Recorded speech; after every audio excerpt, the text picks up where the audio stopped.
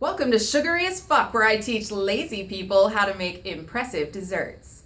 This has got to be the most brain-dead dessert I think I've ever made. And I did end up using a fourth ingredient, powdered sugar, but still, 4 ingredients, I think we can handle this. Basically, you're just making a ganache here. It's cream and chocolate, but usually you would use a 1-to-1 ratio, like 8 ounces of cream and 8 ounces of chocolate.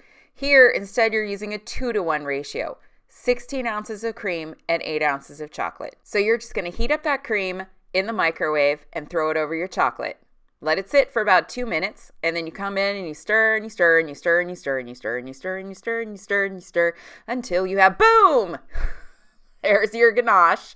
And now you're going to put some vanilla in it just for a little bit of taste. This is vanilla bean paste. You could also use extract, whatever you've got. Actually, you could just leave the vanilla out altogether if you don't care about the people who are eating your food and you kind of want to make baby Jesus cry. Okay, this has been in the fridge for a couple of hours to get thoroughly chilled through, and now we're going to whip it up just like it's whipped cream, which, of course, it actually is. So, As always, you got to pay attention when you're whipping cream, or this ganache cream, whatever you want to call this, because you can over whip it pretty easily and it'll go from luscious and beautiful and perfect to kind of grainy and sad. Right here, I think I probably could have stopped whipping and just added some sugar and been done with it, but I wanted a slightly stiffer texture. So here's that. Now, after a quick taste, I decided it needed a little bit of sugar, so I added, 2 or 3 tablespoons. Just do this to taste. I started to whip it and I went, oh fuck, I'm going to totally over whip this thing. So I folded most of it in with a spatula here and then finished the whipping. In hindsight, maybe I would have whipped it a little bit less, but it still tasted great.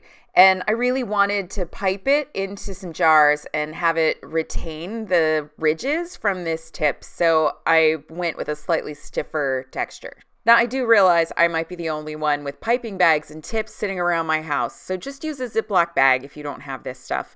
You throw the chocolate mousse into the Ziploc bag, you cut off a little bit of a corner on the end, and then you just pipe it into the jars. Or, just grab a spoon and put it into the jar. You're giving people homemade chocolate mousse here. For fuck's sake, they're not going to complain that it doesn't look fancy enough, right? In my experience, people are just thrilled when someone shows up with a homemade dessert as opposed to something from the grocery store bakery, in air quotes, obviously, that just came in plastic and is gross. And obviously, sprinkles make everything better.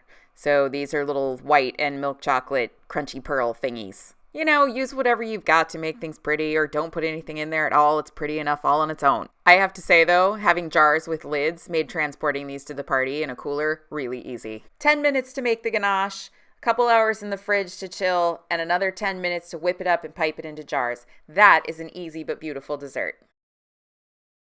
We made 4 of these little jars because desserts in jars are like everything now. And we're going to take them to a dinner party. It's too pretty. I can't fuck it up. I just can't. I put a little bit in a bowl. It looks a little bit sad, but I still get to eat it. So let's give it a try.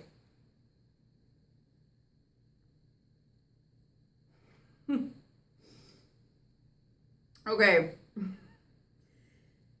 Don't ever bother to make real chocolate mousse again.